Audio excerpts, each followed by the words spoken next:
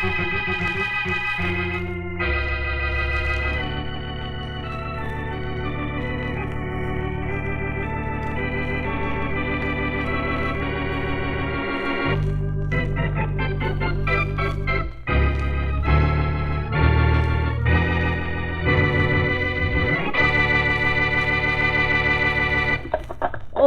Blackie, this is the life. Alone with you in a hansom cab at 2 a.m. Who could want anything better? The horse, maybe. He may be smart and prefer his bed to the park. How'd you know it was 2 a.m.? I can tell by the stars. And the position of the moon. And besides, I just looked at my watch. Well, at least you've impressed our driver. Listen to him chuckle. Well, I ain't impressed with her telling time of the moon and stars, son. I'm impressed because you're Boston Blackie. You see? You are, ain't you? Yes, but don't tell your horse. He might quit. And you must be Miss Wesley, ain't you, lady? My main fault is I'm curious. Yes, driver, I'm Miss Wesley. That's my main fault, too. Inasmuch as it's 2 o'clock, Mary, I think we'd better head for the nearest exit to town. Let's get out of the park, driver. All right, Mr. Blackie. Oh, and I was just beginning to enjoy this. Wait a minute. Do I hear an organ somewhere? It's the merry-go-round over there. Oh, yes, it is. See the lights shining through the trees? Yes, I do. The merry-go-round running wide open at 2 o'clock in the morning? This is crazy. Hold it, driver. Sure. Whoa now. Whoa up there. Wait here a minute, driver. Come on, Mary. Let's have a look. Oh, but I... The carousel shouldn't be running at this time of night. It should be closed up tight by sundown. Come on. All right. You'll wait for us, driver? Sure thing, Mr. Blackie. Sure thing. Here's a path through the hedge, Mary. Yeah, I see it. Thanks. Hey, look at the carousel. It's turning. Yeah, isn't that funny? I'll say. I wonder where the operator is. I don't know. There doesn't seem to be anybody. Mary, there's not a soul here. Nobody in sight. No, there doesn't seem to be. Now, I can't understand that, Blackie. The lights are on, the organ's playing, and the carousel is turning, and yet... Yet there isn't anyone around. Mary, I've got an idea that this merry-go-round in front of us has a mystery in back of it.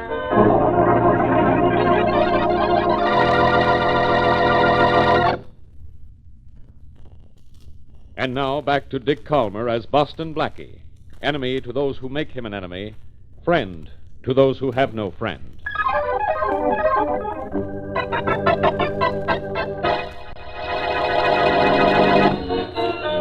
Blackie, I don't get this at all. I don't either, Mary, but it gets me. Nobody's on any of the horses. Look! There is a man on one of the horses. There, you see, coming round from in back. Oh, I see him. He'll be right in front of us in a minute. Hey, you! He's asleep. I'll jump on and wake him up. Careful, darling. Oh, don't worry. I used to hop moving freight trains when I was a kid. Is the man on the horse asleep? Wait till I come around again and I'll tell you. Well, Blackie, what about the man? He's asleep, Mary, permanently. The guy riding this wooden horse has a bullet in his head.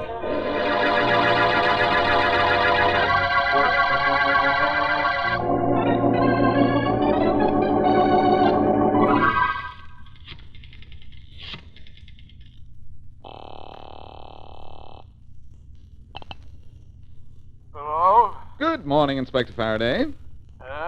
Good morning, Inspector. This is Blackie. Morning. Blackie? Hey, what's the idea? It's dark out. But it's still morning, pal. 3 o'clock in the morning. Look, you, can I even get a good night's sleep? Now, can you with a conscience as guilty as yours? But look, Faraday, I've got a little job for you. Well, save it for morning. By morning, I'll have it finished myself. What are you raving about, Blackie? Murder, Faraday. There's a body with a bullet in its head riding a wooden horse on the merry-go-round in the park. A body dressed in a riding habit. Blackie, you feel all right? Just fine, Faraday. Nothing's the matter with you at all. Not a thing. Then stop that nonsense and start talking sense. I don't blame you, Inspector, old man. It sounds ridiculous even to me. And it'll sound more ridiculous when I tell you who the corpse is. Or was. Well? John Van Dorn, the millionaire sportsman. The best-known horseman in New York, and he's found dead on a wooden horse on a merry-go-round? Well, that's the most ridiculous thing I've ever heard. Seems silly to me, too, Faraday, but believe me, I'm serious. He's going around and around and around. Blackie, you're not kidding. I'm dead serious, comma. But Van Dorn isn't dead serious, semicolon. He's dead, period.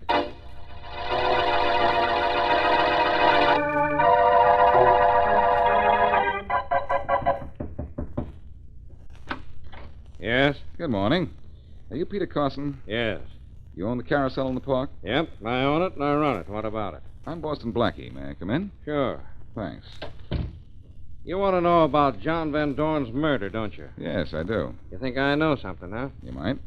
What makes you think so? Little information I picked up at the Park Commission before I came to see you. You don't know anything about me. No? Well, I know your carousel was just about to be closed. Oh? And I know it was on a complaint from John Van Dorn that the Park Commission was going to close it. So? So you had a pretty good reason to kill Van Dorn, don't you agree? Sit down. I'll tell you the little bit I know about this. You know, just a little bit? Maybe you might think it's a lot. Let's hear it. Well, last night Never mind the knock on the door. Go on. last night I was just... I'll talk to this guy, Blackie. Oh, good morning, Inspector. The police? Yes, Carson, but don't judge the entire force by Faraday here. He's a holdover from the days before the cops were required to think. Quiet, Blackie. Now, Carson, I'm investigating the murder of John Van Dorn. What do you know about it? Nothing, Inspector. Uh-oh. What do you mean by Blackie? 0000. Nothing. Which is exactly what you're going to get out of Carson.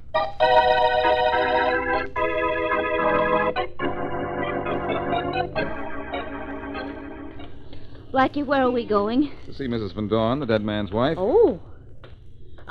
What'd you find out from Pete Carson, the owner of the carousel? Nothing, Mary. Faraday walked in just as he was about to tell me something. Uh-oh. Had one look at the inspector, and he got lockjaw. What do you think he was going to tell you? I don't know. I wish somebody would tell me something. This thing's crazy, Mary. One of the city's best-known horsemen is found dead, in full riding habit, and riding a wooden horse. It's fantastic, all right. Fantastic. It's weird. Van Dorn died that way by coincidence, so we're dealing with a murderer with a strange sense of humor. Mm-hmm. Oh, here's Van Dorn's house. Oh, it's a beautiful place, isn't it? Van Dorn had a beautiful bank account. Beautiful wife, too. We'll soon find out. That I'm afraid of. Yes? I'd like to see Mrs. Van Dorn, please. She's not in. It's not Tito, Blanche. No, it's not, but Mrs. Van Dorn is in, and so are we. All right, then. Mrs. Van Dorn, these two are here to see you. You want to see me? Yes, Mrs. Van Dorn. And if you don't mind, it's about your husband's death. Oh, I see. I'm sorry. You'll have to talk to my lawyer, Mr. Wilcox, about that. And where will I find him? I'm Wilcox. Well, this is easier than I thought. I'm investigating Mr. Van Dorn's death. Can you tell me anything about it, Wilcox? No, and I think you've got a lot of nerve breaking in here and talking about this unfortunate thing in front of Mrs. Van Dorn. I'm sorry, but investigations have to be made. Her husband was murdered, and I'd like to help find the killer. Are you the police? No, he's Boston Blackie, Mr. Wilcox. He's better than the police. Not better, Mary, just luckier. Mrs. Van Dorn, you want me to find your husband's killer, don't you? Of course, but must we talk about it just now? The sooner I get the facts, the sooner the killer might be caught. That may be true, Blackie, but out of respect to the widow, I'll have to ask you to come here with your questions some other time. Some other time may be too late, Wilcox. Mrs. Van Dorn, your husband was rather prominent socially, wasn't he? His name was well known in social and business circles, yes. How did he make his living? I understand he was quite wealthy. Oh, not terribly. He had a contract with the Jasmine Perfume Company, giving them the right to use his name on their leading brand. That was his own... Oh, must I talk about it? Everything you tell me helps, Mrs. Van Dorn. Well, I forbid any more questions, Blackie. I don't think you have much say in the matter, Wilcox. Mrs. Van Dorn... I'm her lawyer, Blackie, and I refuse to let her be questioned, by you or by anyone else. So I think you'd better leave. Here's the door. Oh, thanks. It's hard to see it when it's open like that. But I think I can find it. I'm sure you can. Come on, Mary. Oh, I'm practically out, Blackie. Oh, well. Goodbye, Wilcox. I'll see you again. Not if I can help it. You won't be able to, Wilcox. And Mrs. Van Dorn, if your lawyer doesn't get off his high horse, maybe I'll never find out how your husband was killed on that wooden one.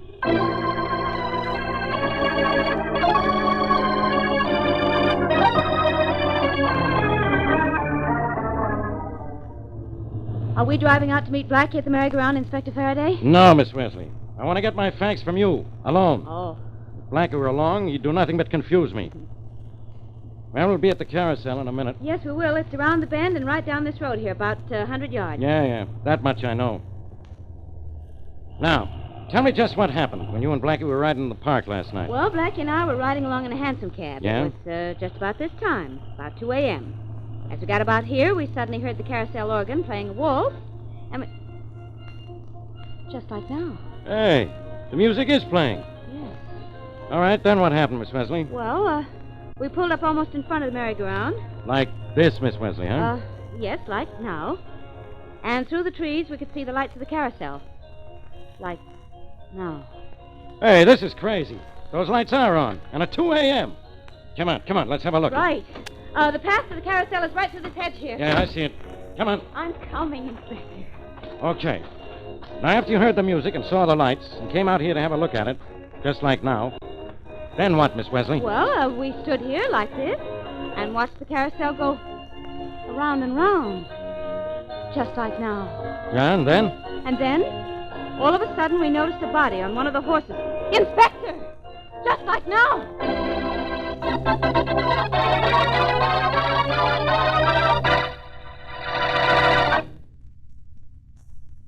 Now back to Boston Blackie.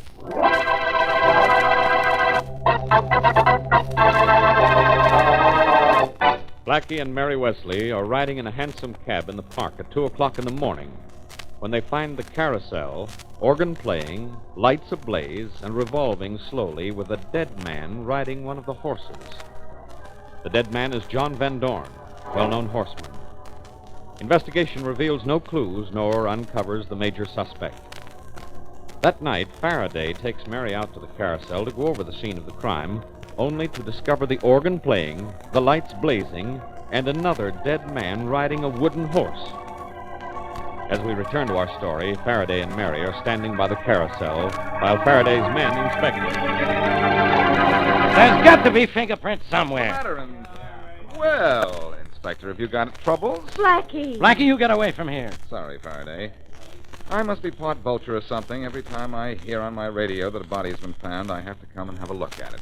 Well, look at it then, and leave. There it is, on that horse on the merry-go-round. Oh, Blackie.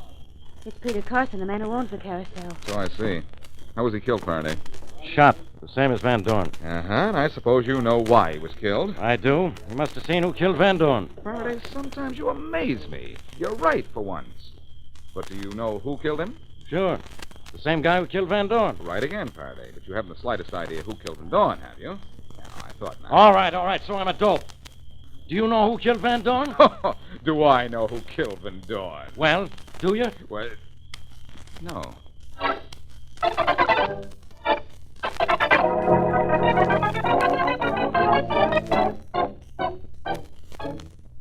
The register downstairs said Harry Wilcox's office was 1307. That must be this way, Mary. Okay, there's his door. Good, come on.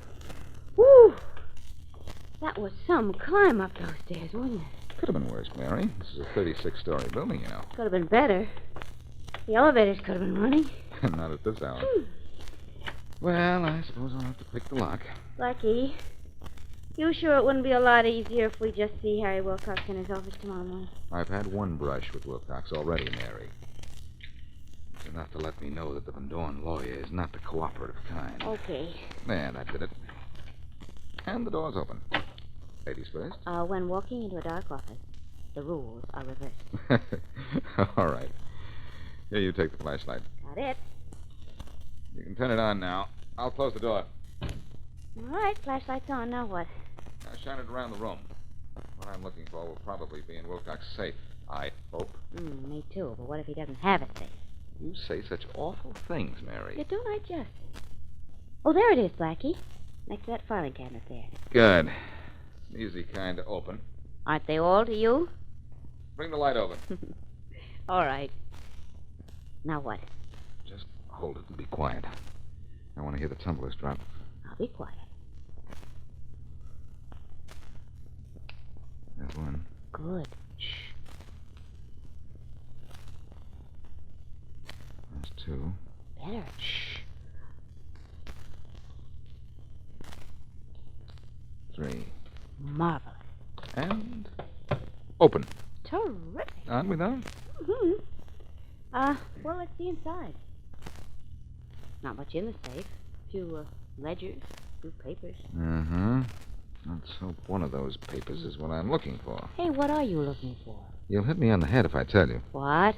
And break a perfectly good flashlight? What are you looking for? I don't know. You don't know. No. Something.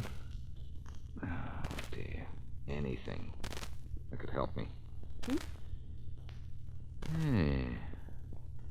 Hey, this might be interesting. What is it? It's Van Dorn's contract with that Jasmine perfume firm. What contract? Contract giving them the right to use his name on their perfumes. Let's see. Yeah, I think I'll have a look at this. Yeah, signed by Van Dorn and Lester Ronson, president of Jasmine. Cancellation clause. Where are you? Maybe there isn't one. No, there isn't. But here's one just as good, a ridicule clause. A ridicule clause? What does that mean? It means that if Van Dorn ever did anything that might hold him up to ridicule, this contract would automatically be canceled. Well, what would be the purpose of that, Blackie? I'm not sure, but I can guess. And my guess is that Ronson bought the Van Dorn name because it had some high society significance. In the event the name became connected with anything ridiculous, it would naturally have no value to Ronson. Well, I'm very surprised at myself, but I do understand. First thing tomorrow morning, I am going to see Mr. Ronson. Maybe he manufactures perfumes, but there's something about all this that doesn't smell so good to me.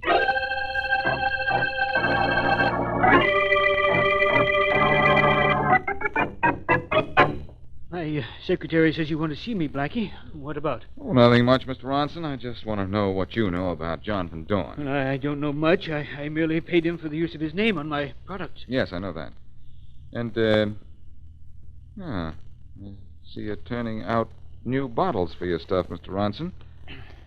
Those nice drawings on your desk. Oh, these are just planning roughs. Hey, wait a minute. Don't put those away. Seems to me the name on the label wasn't Van Dorn. It was Winston, wasn't it? Yes, but that means nothing. It means something to me, Ronson. Your contract with Van Dorn was canceled by his death, wasn't it? So your perfumes are now to come out under a new name, Winston. What was wrong with Van Dorn? Well, I might as well tell you. You'll find out anyhow. The Van Dorn name didn't sell. Oh, so you had a contract with Van Dorn. It couldn't be canceled. His name wasn't selling your product, so you killed him. Or you'd go broke. No, I didn't kill him. But you did want to break your contract with him, didn't Yes, you? but I didn't kill him. All I tried to do was involve him in a scandal so I could exercise the ridicule clause in my contract. Oh, now we're getting somewhere. Now, look, Blackie, I'll tell you just what I did. About time. Go on. Well, Van Dorn was a famous horseman, and I thought the city would get a good laugh if they saw him riding a wooden horse on a merry-go-round in full riding habit. That's exactly what I figured. You put him on that horse, huh? Yes. I had him come to my house just after his daily ride in the park, and I drugged him. And then at midnight, I put him in my car and drove to the carousel in the park. Carried him to one of the horses and then shot him. No. Believe me. After he was on the horse, I turned down the carousel lights and started the organ and put the carousel in motion. And then? And then I started to leave, to call a newspaper and give them a hot tip for a picture. Society's leading horseman on a wooden horse, But there was a shot, and Van Dorn slumped, and I knew the bullet had hit him.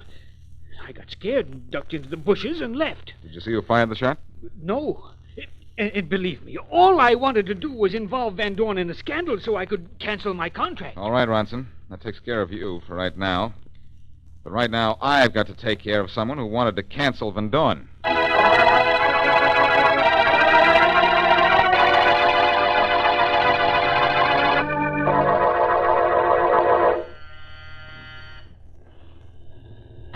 Yes? Oh, it's you. Yes, it's me, No, Mrs. Van you Dorn. can't- And don't tell me I can't come in, because I am in. Look, now, you can't. Who is it, Blanche? It's that Boston Blackie again. Blackie, I thought I told you to stay away from us. Your hospitality was so charming, Wilcox, I just couldn't resist another sample. I'll give you a sample of something else if you don't get out of here. Don't make me laugh. Say, Wilcox, you have an office, you have a home of your own. Why is it every time I see you, you're here with Mrs. Van Dorn? Why, I Harry, please. It's Harry, is it? And I think you call her Blanche, don't you? Well, that happens to be her name. I know, and Blanche is the part of her name that you don't intend to change, huh? Do I hear wedding bells? Now, look here, Blackie. If you're suggesting that Harry killed my husband, that's absolutely What the most... I do mean to suggest is that your husband was killed a little after midnight last night. And Wilcox, where were you at that time? At my club. Can you prove it? Yes, I can prove it. Oh, now who's that? I have a rough idea. Let the rough idea in, Mrs. Van Dorn. You can't keep him out. Oh, Inspector Faraday, are you back again? Come in. Thanks. Now, look, Mrs. Van Dorn. Blackie, what are you doing here? Same old Faraday, same old question. I've got a suspect for you. Wilcox. Wilcox? Oh, no. He couldn't have killed Van Dorn. The coroner says Van Dorn was killed sometime between midnight and 2 o'clock this morning. I checked and found Wilcox was in the card room at his club during those hours. Faraday, you're improving. Keep it up, and one of these days I won't even know you. Let's hope that's soon. I demand you apologize to Mr. Wilcox, Blackie. Okay, Wilcox. I'm sorry. But, Faraday, can I see you a moment alone? What about? An idea just got me that may get you a murderer.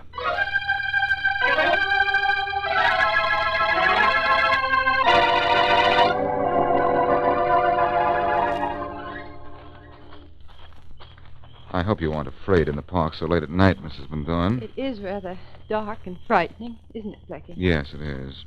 Oh, here's the path I want. Where are we going? To the merry-go-round, Mrs. Van Dorn, if you don't mind. No. Why should I? Well, I thought you wouldn't mind seeing it if you could help find your husband's killer. Ah, here we are. Awfully quiet out here, isn't it? Yes, it is. You know, Mrs. Van Dorn, when I get off to any place like this where it's quiet, my mind plays awfully strange tricks on me. Sometimes I even seem to see things that aren't there. Oh? Psychiatrists would say that it was my subconscious mind working, I suppose. Yes, it's very interesting. For instance, last night I was standing in front of this carousel. The lights were blazing. They were? Yes, the lights were on. Oh, Blackie, look. Look, Mrs. Van Dorn? At what?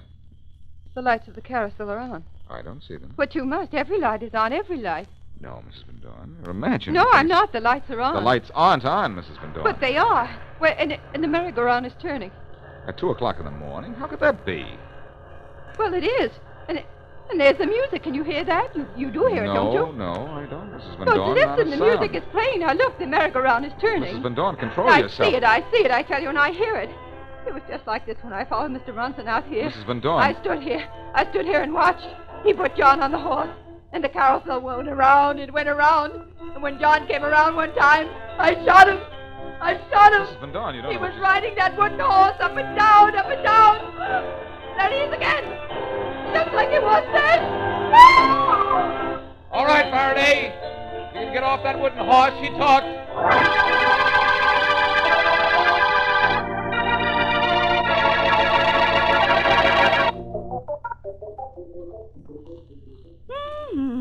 Alone with you here at 2 o'clock. Oh, Blackie, this is the life. Oh, no, Mary, this is the park. Oh, you silly. And the last time we came here, we got mixed up in a murder. And how we were mixed up. And Blackie, I still don't know why the carousel owner was killed. Well, Mrs. Van Dorn murdered the carousel owner because she thought he might have seen her shoot her husband. And he might have at that. Oh, but now, wait a minute. Let's go back a little bit farther. How did Mrs. Van Dorn know Ronson was bringing her husband out here in the first place? Her husband had called her from Ronson's, and when he didn't show up along about midnight, she went over there. She saw Ronson carrying her husband out and followed him. Well, if she saw that, why didn't she tell it to the police afterward? Because, my dear, she was a killer, and she felt the less said, the better. Blackie, the music's playing again. I know. But it's... I know it's 2 o'clock again, but it's not 2 o'clock in the morning, Mary. It's 2 o'clock in the afternoon. Oh. Blackie, let's go on the merry-go-round. Just you and I. Well, all right, Please? Mary. But why? Why? Why? Well, I don't know exactly. Oh, yes, I do. Maybe it's because I want people to say that we're going around together. You see?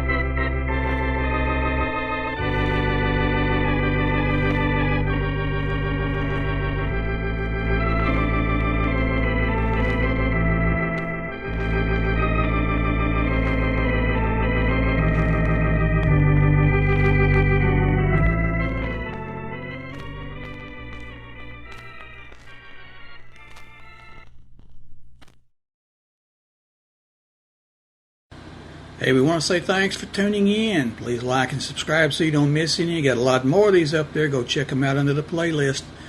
Leave us a comment. Tell us what you want to see, what you think, and we'll see you next time.